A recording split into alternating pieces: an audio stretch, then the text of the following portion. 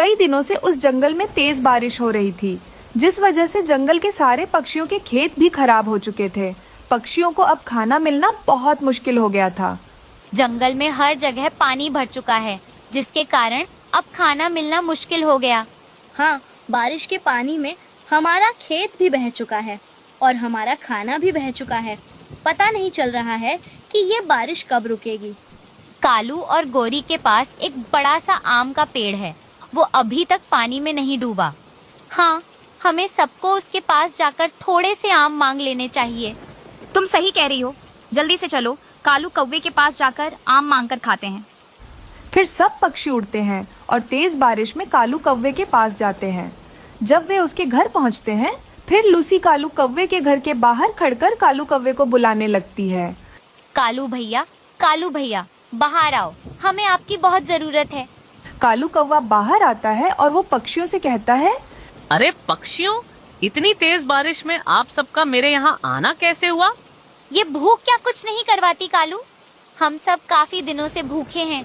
हमारा खेत और सारा भोजन पानी में बह चुका है, इसलिए हम सब तुमसे आम मांगने के लिए यहाँ आए हैं। हाँ कालू, हम सबको एक एक आम दे दो। हमारे बच्चे और हम बहुत भूखे हैं। मैं तुम सबको आम तो दे दूंगा, लेकिन जैसे मैं पहले पैसों के बदले आम देता था, अभी भी वही करूंगा। पहले पैसे दो, फिर आम लो। मगर कालू, इतनी तेज बारिश में हमारे पास खाने के लिए ही कुछ नहीं है, तो पैसे कहाँ से लाएं? अगर तुम सबके पास पैसे नहीं है, तो मैं आम भी नहीं दूंगा। चलो निकलो यहाँ से। फिर कालू कौवा सभी पक्षियों को वहाँ से भगा देता है। वो सारे पक्षी निराश होकर एक बड़े से पेड़ पर आकर बैठ जाते हैं और आपस में बातें करने लगते हैं। अब हम सब रानू के पास जा सकते हैं और उससे मदद मांग सकते हैं, क्योंकि वो काफी अमीर है। सभी पक्षी रानू चिड़िया के पास चले जाते हैं। रानू, जंगल में खाने के लिए कुछ भी नहीं मिल रहा है। सारा खेत और सारा भोजन पानी में बह चुका है। हम सब पक्षी और हमारे बच्चे कई दिनों से बहुत भूखे हैं। हाँ रानू, पूरे जंगल में सिर्फ कालू कौवे के पास ही आम का पेड़ है, लेकिन वो हम सबको मुफ्त में आम खाने नहीं दे रहा है। रानू, इस समय में हमें तुम्हारी बहुत जरूरत है। तुम हमारी मदद करो। हाँ दोस्तों, मैं आप सबकी मदद करूंगी। अब भी जाकर मैं कालू से वो पेड़ खरीद लूंगी। रानू कालू कौवे के घर चली जाती है। अरे रानू, मैंने अभी तो सब पक्षियों को यहाँ से भगाया था। अब तुम यहाँ क्यों आई हो? कालू भैया, मुझे आपसे इन आम के पेड़ों को खरीदना है।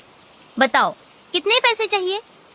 अगर मैं रानू को आम का पेड़ बेच दूंगा, तो फिर पक्षी मेरे पास से आम नहीं खरीदेंगे। नहीं नहीं नहीं रानू, मैं जंगल के सब पक्षियों को पैसों में आम बेचता हूँ।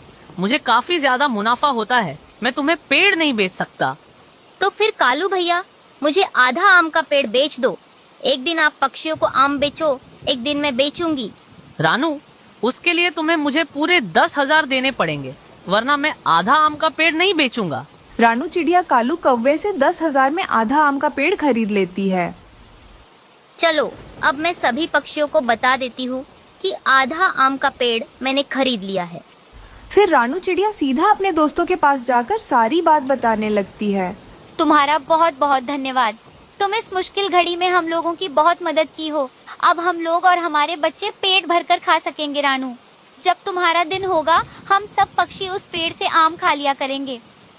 ऐसी कोई बात नहीं दोस्तों, तुम लोग तो मेरे दोस्त हो। दोस्त ही दोस्त की मदद करता है ना। अब सभी पक्षी पेड़ से मुफ्त में आम तोड़कर मजे से खाने लगते हैं। धीरे धीरे कालू कौवे के दिन में पक्षी उससे आम खरीदना बंद कर देते हैं। अरे कालू जी, अगर ऐसा ही चलता रहा तो हम लोग तो नुकसान में पड़ जाएंगे। आप ही कुछ ना कुछ करिए। ये रानू ने मेरे साथ धोखा किया। वो अपने दिन में सारे आम मुफ्त में रख देती है और सब पक्षी मुफ्त में खाकर चले जाते हैं। जब मेरा दिन आता है तो कोई भी पैसे देकर आम नहीं खरीदता। इस रानू की वजह से मेरा बहुत नुकसान हो रहा है। इससे पहले और ज्यादा नुकसान हो, मैं रानू को पूरा पेड़ ही बेच देता हूँ। रानू, और एक 10,000 दे दो, मैं तुमको सारा पेड़ दे दूंगा। नहीं कालू भैया, अब मुझे पूरा आम का पेड़ खरीदने की कोई जरूरत नहीं है। एक दिन में ही मेरे दोस्त अच्छे से आम खा लेते हैं। अगर तुम पहले लालच नहीं करते और पूरा पेड़ मुझे अच्छे खासे पैसों में बेच देते, तो तुम्हें अच्छा मुनाफा होता। अब तो मैं आपसे पूरा आम का पेड़ नहीं खरीदूंगी।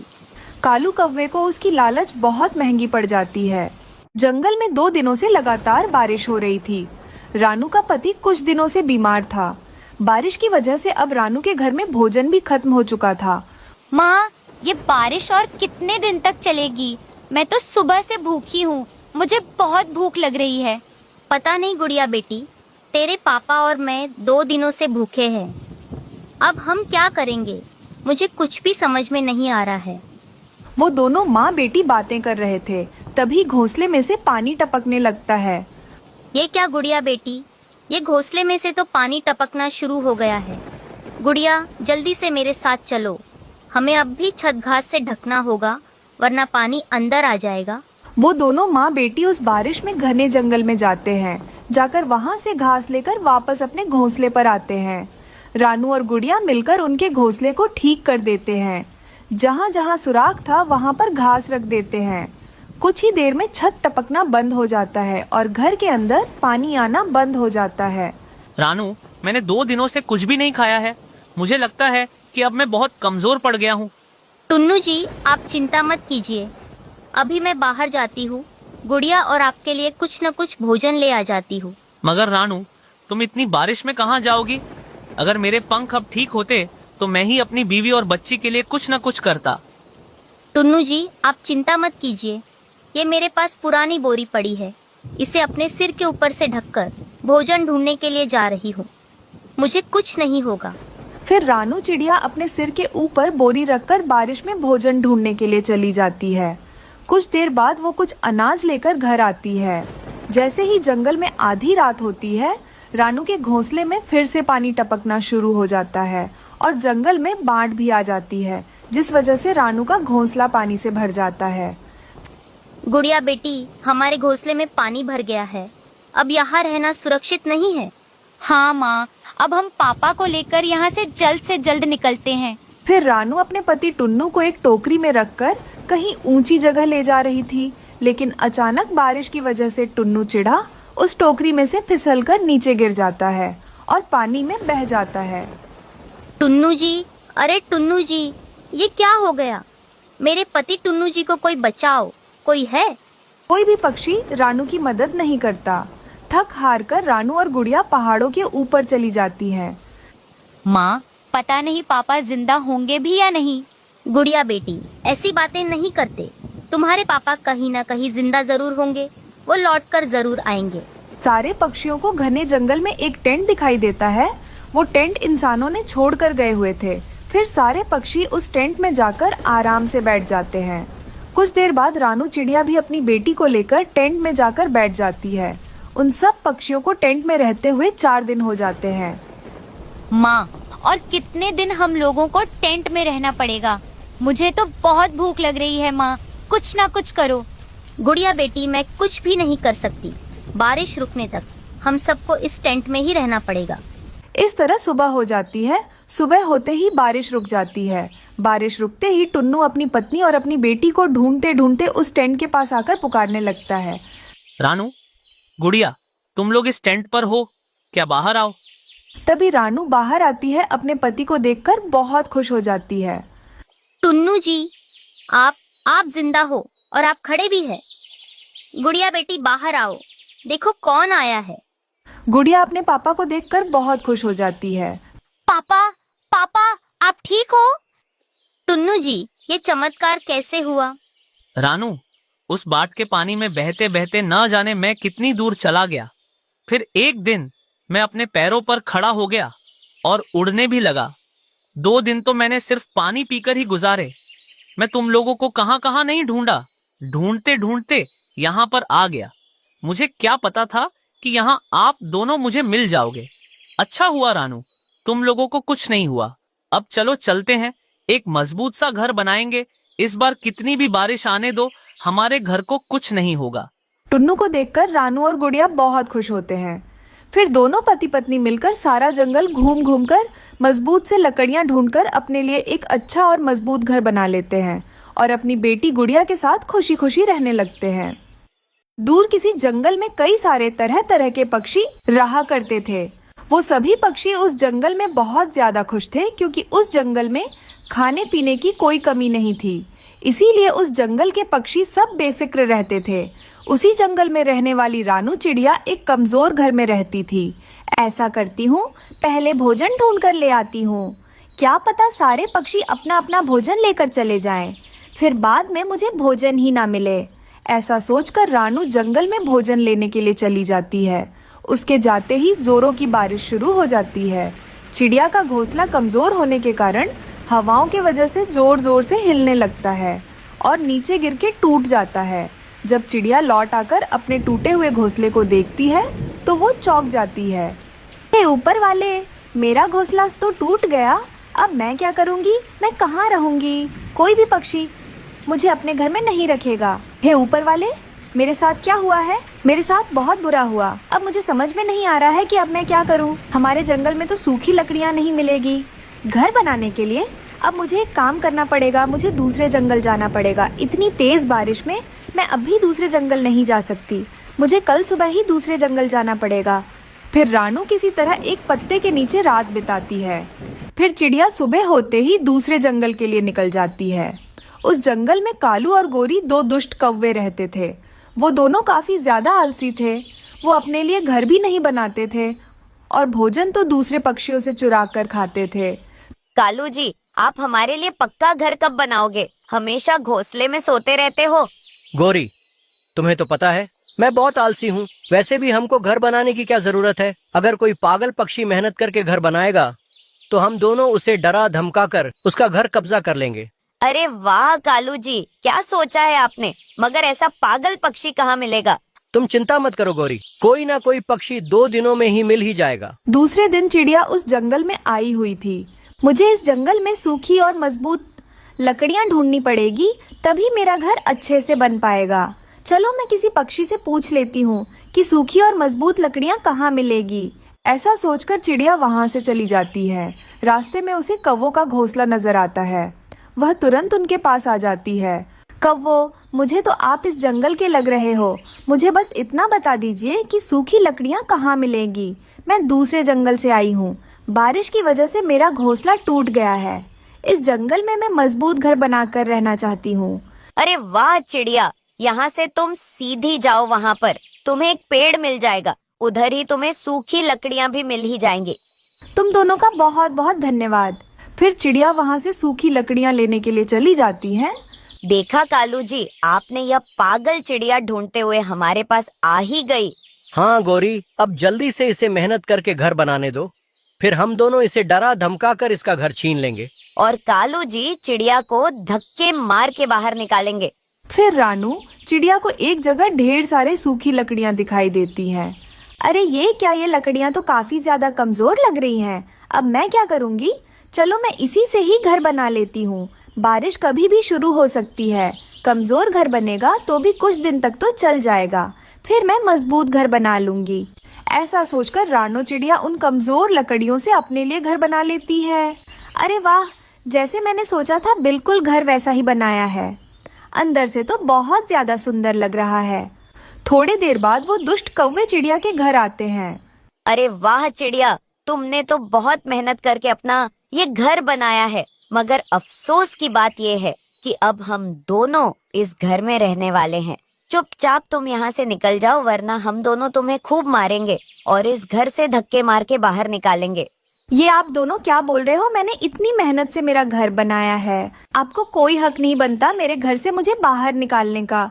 चुपचाप आप दोनों यहाँ से चले जाइए। चिड़िया, क्या तुम्हें पता है इस जंगल के चील से हमारे अच्छे संबंध है, उसे कहकर तुम्हारा शोरबा बना देंगे। ये सब सुनकर चिड़िया बहुत डर जाती है और वहाँ से चली जाती है। तभी जोरों की बारिश शुरू हो जाती है। चिड़िया एक घने पेड़ के नीचे आकर बैठ जाती है और रोने लग जाती है। मेरे साथ हमेशा ऐसा ही क्यों होता है? पहले जिस जंगल में रहती थी वहाँ मेरा घोंसला टूट गया और यहाँ आकर मैंने मेहनत से घर बनाया तो उन कौवों ने मेरा घर ही कब्जा कर लिया। अब मैं क्या करूँगी? इतनी तेज बारिश में कहाँ जाऊंगी? तभी चिड़िया को वहाँ पर पड़े हुए ढेर सारे बांस की लकड़ियाँ दिखाई देती हैं। चिड़िया उन लकड़ियों से घर बनाने के बारे में सोचती है। क्यों ना मैं बांस का घर बना लूँ? बांस का घर तो बहुत ही ज्यादा मजबूत और टिकाऊ होता है। ऐसा सोचकर चिड़िया बांस का घर बना लेती है। दूसरी तरफ चिड़िया का पुराना घर काफी ज्यादा कमजोर होने के कारण बारिश में टिक नहीं पाता, वो टूट जाता है। उसके नीचे कौवे दबकर उधर ही मर जाते हैं। चिड़िया बारिश के मौसम में अपने बांस के घर में आराम से रह रही थी क्योंकि अब उसे परेशान करने वाला कोई नहीं था। टुन्नू जी, अब घर की मरम्मत भी हो गई और हमने भोजन भी जमा कर लिया। अब बारिश का मौसम आ भी गया तो हमें बारिश से कोई परेशानी नहीं होगी। राणु, तुम दिन भर इतना सारा काम करती हो, क्या तुम थकती नहीं हो? हाँ तो टुन्नू जी, आप भी तो इतना ज्यादा काम करते हो। आप इतनी ज्यादा सूखे में भोजन खोज कर ले आते हो। राणु, मुझे तुम्हारे लिए और गुड़िया के लिए ये सब करके बहुत खुशी होती है। मम्मा पापा, आप दोनों चिंता ना करें। जब मैं बड़ी हो जाऊंगी सब काम मैं कर लूंगी और आप दोनों के लिए भोजन भी खोज करके ले आऊंगी। देखा टुन्नू जी, हमारी गुड़िया कितनी मीठी मीठी बातें करती है। अच्छा गुड़िया बेटी, तुम अपने पापा के साथ रहो। मैं नदी से पानी पीने के लिए जा रही हूँ, थोड़ी ही देर में वापस आ जाऊंगी। ये कहकर चिड़िया पानी पीने नदी के पास चली जाती है। वो एक पेड़ के नीचे आकर बैठ जाती है। वो थोड़ी देर तक पेड़ के नीचे आराम करना चाहती थी। बेचारी चिड़िया वहां से जाने ही वाली थी, तभी एक पेड़ की डाल सीधे आकर उसके सर पर गिर जाती है। उस डाल के वजह से चिड़िया के सर में बहुत चोट आती है। वो नीचे गिर जाती है और उधर ही मर जाती है। पापा, मम्मा कब से बाहर गई हुई है, वो अभी तक घर लौटी नहीं। गुड़िया बेटा, तुम चिंता मत करो, तुम्हारी माँ घर वापस आ जाएगी। उसकी कोई दोस्त मिल गई होगी। बेचारी नन्ही सी गुड़िया ये नहीं जानती थी कि उसकी माँ बहुत दूर चली गई है और कभी भी वापस लौटकर नहीं आने वाली। तभी मिट्ठू तोता नदी से गुजर रहा था। वो चिड़िया को देख लेता है और तुरंत उसके पास आता है। अरे चिड़िया, ये डाल के नीचे कैसे आ गई? मुझे जल्दी से हटाना होगा। फिर मिट्ठू तोता किसी तरह उस पेड़ की डाल को वहाँ से हटा देता है। चिड़िया चिड़िया बहन, जल्दी से उठो, तुम्हारे लिए तुम्हारा परिवार घर में इंतजार कर रहा होगा। राणो और तोता को कबूतर दूर से देख लेता है और तुरंत उनके पास आ जाता है। कबूतर, चिड़िया डाल के नीचे गिरी हुई थी, मैंने तो डाल हटा ली, लेकिन अब चिड़िया कुछ बोल नहीं रही है। मिट्ठू, मुझे लगता है चिड़िया हम सबको छोड़कर चली गई है, ये मर गई है। कबूतर, तुम इसके घर जाकर इसके बारे में बता दो। मैं तो नहीं जा पाऊंगा, मेरी इतनी हिम्मत नहीं है। फिर कबूतर जल्दी से चिड़िया के घर चला जाता है। मगर कबूतर, ऐसे कैसे हो सकता है? अभी अभी तो रानू नदी से पानी पीने गई है। टुन्नू, वो पेड़ की डाल बहुत बड़ी थी, वो सीधे रानू के सर पर आकर लगी। खून बहुत बह गया, जिस वजह से रानू चिड़िया हम सबको छोड़कर चली गई। कबूतर अंकल, क्या मेरी माँ को चोट लगी है? वो ठीक तो हो जाएगी ना? गुड़िया अब भी बहुत छोटी थी, उसे मर जाना क्या होता है ये सब पता नहीं। देखो टुन्नू, लगता है गुड़िया अभी बहुत छोटी है, तुम रानू के बारे में इसे कुछ भी मत बताना। ऐसा कहकर कबूतर वहाँ से चला जाता है। तभी टुन्नू चिड़ा अपनी बेटी गुड़िया से कहता है, गुड़िया बेटी, तुम्हारी माँ बहुत जल्दी आ जाएगी, वो दूसरे जंगल गई हुई है। मगर पापा, मुझे माँ के बिना नींद कैसे आएगी? ऐसे ही कुछ दिन बीत जाते हैं। एक दिन कबूतर तोते से कहता है, तोते, अभी तो बहुत दिन हो गए हैं, अभी मुझे लगता है टुन्नू को दूसरी शादी कर लेना चाहिए। अभी वो घर अकेला कैसे संभालेगा? उसको अपनी बेटी को संभालना है और भोजन भी लाना है, कितना कुछ करना पड़ेगा उसे। हाँ कबूतर चिड़िया हमारी बहुत अच्छी दोस्त थी, हमें उसके परिवार के लिए कुछ तो अच्छा सोचना पड़ेगा। मिट्ठू, मेरी बीवी की एक अच्छी दोस्त है, उसका नाम पिंकी है। अगर टुन्नू मान गया तो हम पिंकी की शादी टुन्नू से करवा देंगे। हाँ कबूतर, हम दोनों अभी टुन्नू के पास जाएंगे और उसे सारी बात बताएंगे। फिर कबूतर और मिट्ठू तोता टुन्नू के घर आते हैं। ये तो मेरे लिए बहुत मुश्किल होगा, गुड़िया तो उसे अपनी माँ कभी नहीं मानेगी। टुन्नू, तुम बड़े हो और समझदार भी, गुड़िया अभी बहुत छोटी है, वो समय के साथ साथ उस चिड़िया को अपनी माँ मान लेगी। फिर टुन्नू चिड़ा भी मान जाता है। वो सब मिलकर टुन्नू की शादी पिंकी चिड़िया से करवा देते हैं। पिंकी, वो गुड़िया तो बहुत छोटी है, अगर उससे कोई भूल हो जाए तो उसे माफ कर देना और उसका अच्छे से ध्यान रखना। मैं भोजन ले आऊंगा, तुम गुड़िया और घर का ध्यान रखना। हाँ टुन्नू जी, मैं गुड़िया का बहुत अच्छे से ध्यान रखूंगी, मैं सब संभाल लूंगी, आप बेफिक्र रहिए। फिर टुन्नू पिंकी को अपने घर ले आता है। पापा, पापा, ये आपके साथ कौन है? गुड़िया बेटी, ये आपकी दोस्त है, आपकी मम्मा ने आपके लिए भेजा है। पापा, मम्मा कब वापस आएगी? उनके बिना तो मुझे रातों को नींद नहीं आती। गुड़िया बेटी, तुम मेरे साथ सो जाना, मैं तुम्हें नए नए कहानियाँ भी सुनाऊंगी। अच्छा, मेरी दोस्त, मुझे पानी पीना है, क्या तुम मेरे साथ नदी पर चलोगी? हाँ गुड़िया बेटी, तुम चलो मेरे साथ नदी के पास, आज मैं तुम्हें पानी पिलाती हूँ। फिर पिंकी गुड़िया को नदी के पास ले जाती है। वहाँ गोरी और कालू कौवा पहले से बैठे हुए थे। अरे वाह रानो, चिड़िया को मरे हुए तो 4 दिन भी नहीं गुजरे। टुन्नू ने नई शादी कर ली। कैसे कैसे पक्षी रहते हैं इस जंगल में। कौन है आप, और आप छोटी बच्ची के सामने ऐसी बातें क्यों कर रही हो? हम रानू के अच्छे दोस्त हैं। तुम कौन हो? तुम कहाँ से आई हो? हम पे सवाल क्यों कर रही हो? गुड़िया बेटी, तुम्हारी माँ रानू मर गई है। अब वो कभी तुम्हारे पास वापस लौट कर नहीं आएगी। तुम चुप हो जाओ काली कव्वी। छोटी सी बच्ची के सामने क्या क्या बोल रही हो? गोरी आंटी, आप बताओ मेरी माँ कहाँ है? पापा ने तो बताया है मेरी माँ दूसरे जंगल गई हुई है, वह जल्दी ही वापस आ जाएगी। गुड़िया, सब झूठ है। तुम्हारी माँ मर गई है और तुम्हारे पापा ने दूसरी शादी इस चिड़िया से कर ली। ये सब बातें गुड़िया को बोलकर कालू और गोरी वहाँ से चले जाते हैं। आप सब ने मुझसे झूठ क्यों बोला? मुझे अभी मेरी मम्मा चाहिए। आप सब मुझे मेरी मम्मा के पास ले चलो, मैं आपके साथ नहीं रहूंगी। गुड़िया मेरी जान, मैं आपकी मम्मा की तरह ही आपसे प्यार करूंगी, आपसे कभी झूठ नहीं बोलूंगी। फिर पिंकी चिड़िया जल्दी से गुड़िया को घर लाती है। घर आते ही गुड़िया अपनी माँ को याद करके रोते हुए सो जाती है। आधी रात को गुड़िया के सपने में उसकी माँ रानो चिड़िया आती है। गुड़िया बेटी, तुम्हारी नई मम्मा बहुत ही अच्छी है, मैंने ही उन्हें भेजा है।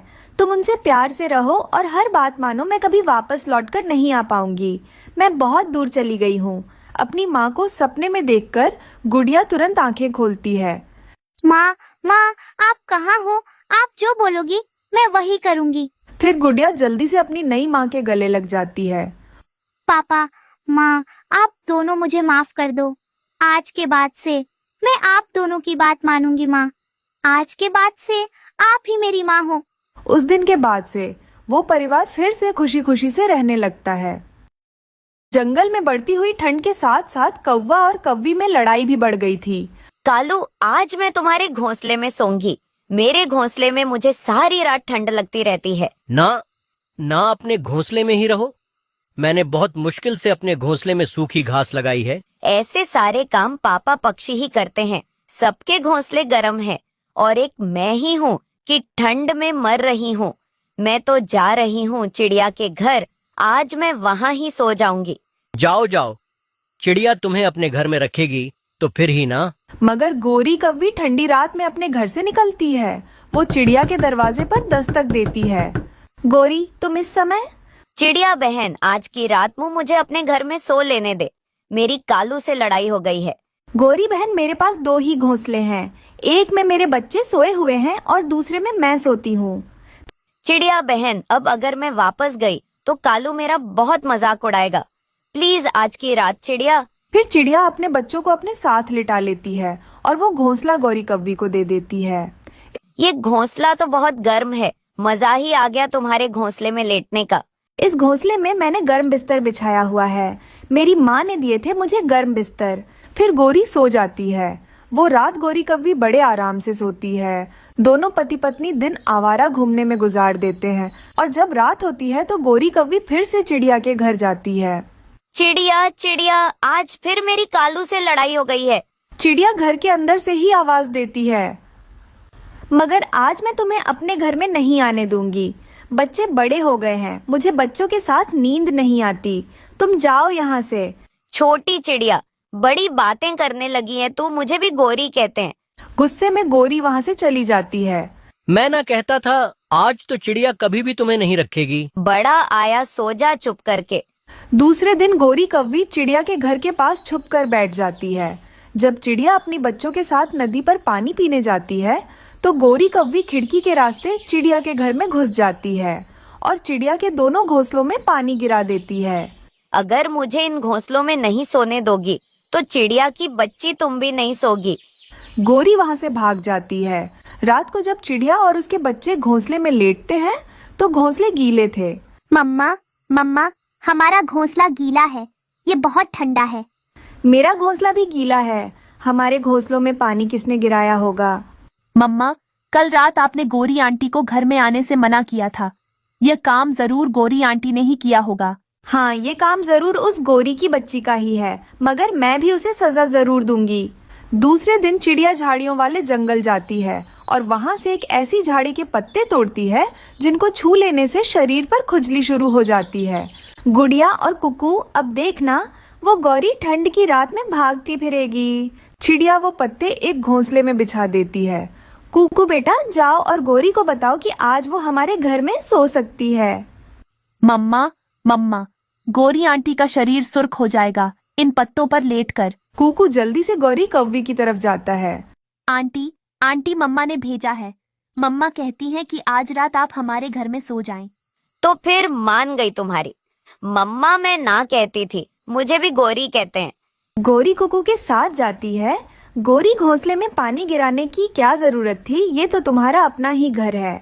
जब जी चाहे आ जाया करो और इसी घोंसले में सो जाया करो। चिड़िया, कल तुमने मेरी इंसल्ट की तो मुझे गुस्सा आ गया था। फिर गौरी चिड़िया के घोंसले में लेट जाती है। चिड़िया के बच्चे गौर गौर से गौरी कौवी की तरफ देख रहे थे। चिड़िया, ना जाने क्यों मेरे शरीर पर खुजली शुरू हो गई है। ये सुनकर बच्चे हंसने लगते हैं। 1 2 त्रिझाड़ी के पत्तों का काम हुआ शुरू। बचाओ चिड़िया, मुझे बचाओ, मेरे शरीर पर बहुत खुजली हो रही है। गौरी कौवी इधर उधर उड़ती हुई घर से बाहर निकल जाती है। वो कौवी इस पेड़ से टकराती तो कभी उस पेड़ से मर गई। उस चिड़िया ने घोंसले में ना जाने क्या रखा हुआ था, हाय मर गई। ठंडे पानी से नहाओ गौरी, फिर ही तुम ठीक होगी। फिर गौरी ठंडी ठंडी रात में नदी के ठंडे पानी में कूद जाती है। तब जाकर उसकी खुजली कम होती है, मगर बाकी की रात अपने घर में ठिठुर कर गुजारती है। उसे छोटी चिड़िया ना समझो, वो बहुत सियानी चिड़िया है। ऐसे गौरी कौवी को सजा मिलती है। गर्मी के मौसम में रानू चिड़िया बहुत ही मेहनत से मटके बनाती थी और उन्हीं घड़ों को जंगल के पक्षियों को बेचती थी। गर्मी का मौसम होने के कारण घड़ों की बहुत ही डिमांड थी। वो अकेले ही इतने घड़े नहीं बना पा रही थी, इसीलिए उसने जग्गू नाम के कौवे को काम पर रख लिया था। जग्गू बेटा, तुम बहुत कमजोर लग रहे हो, क्या तुम मेरी घड़े बनाने में मदद कर पाओगे? हाँ आंटी चिड़िया, मुझे अब पैसों की बहुत जरूरत है, मैं आपकी मदद जरूर करूंगा। उस दिन के बाद से जग्गू कौवा घड़े बनाकर रानू चिड़िया के साथ जंगल के पक्षियों को घड़े बेचने में मदद करता था। एक दिन रानू और जग्गू जंगल में घड़े बेच रहे थे। तभी जग्गू की मौसी वहाँ आती हैं और रानू से कहती हैं, देखो चिड़िया, मैं इस जग्गू की मौसी हूँ। इसके माता पिता गर्मी की वजह से 1 महीने पहले ही मर गए थे। मैं ही इसे पाल पोस रही हूँ, लेकिन ये नमक हराम 1 महीने पहले घर से भाग आया। इसकी जो भी तनख्वाह बनती है सारे पैसे मुझे देना, समझ गई ना तू? अच्छा ठीक है कवि बहन, मैं दे दूंगी, लेकिन मेरे ठेले के सामने तमाशा मत करो। हाँ, जा रही हूँ। अगले महीने अगर मेरे पंखों में पैसे नहीं मिले तो देख लेना, मैं बहुत तीखी जुबान की हूँ। ऐसा कहकर वो कौवी वहाँ से चली जाती है। जग्गू बेटा, यह सब क्या है? तुम्हारी मौसी ऐसे क्यों बात कर रही है? आंटी चिड़िया, वो मेरी मौसी थी, वो बहुत बुरी है। जब मेरे मम्मी पापा की मौत हो गई तब वो मेरे घर आई थी मेरी और मेरी बहन की देखभाल करने के लिए, लेकिन उसने हमारी सारी जायदाद हड़प ली। उस दिन के बाद से वो हम दोनों को स्कूल भी नहीं भेजती थी, भोजन भी नहीं देती थी। इसलिए मैं वहां से भागकर यहाँ आ गया। मैं तो बच गया, लेकिन मेरी बहन उधर ही रह गई। कोई बात नहीं जग्गू बेटा, तुम्हारी बहन भी जल्दी ही तुम्हारे पास आ जाएगी। आज के बाद तुम मेरे घर पर ही रहना गुड़िया के साथ। जग्गू कौवा रानू चिड़िया का धन्यवाद कहता है। उस दिन रानू जग्गू को अपने घर ले जाती है और उसे भरपूर खाना खिलाती है। अगले दिन जग्गू देखता है कि रानू और गुड़िया गर्मी की वजह से बहुत परेशान हो रहे हैं। वो मन में सोचता है कि इन दोनों के लिए कुछ न कुछ करना चाहिए। दूसरे दिन जग्गू अपने पंखों से एक बड़ा सा मटका बनाता है। फिर कुछ लकड़ियाँ इकट्ठा करके लकड़ियों का ढांचा बनाता है और उसमें ठंडा पानी डालकर मटका कूलर तैयार करता है, जिससे ठंडी ठंडी हवा आने लगती है। वो मटका कूलर ले जाकर घर के अंदर रख देता है। ये मटका कूलर बहुत अच्छा है। अरे वाह जग्गू बेटा, तुमने यह कमाल कर दिया। तुम में इतना हुनर है, ये तो एसी जैसा काम कर रहा है। घर पूरा ठंडा हो गया है।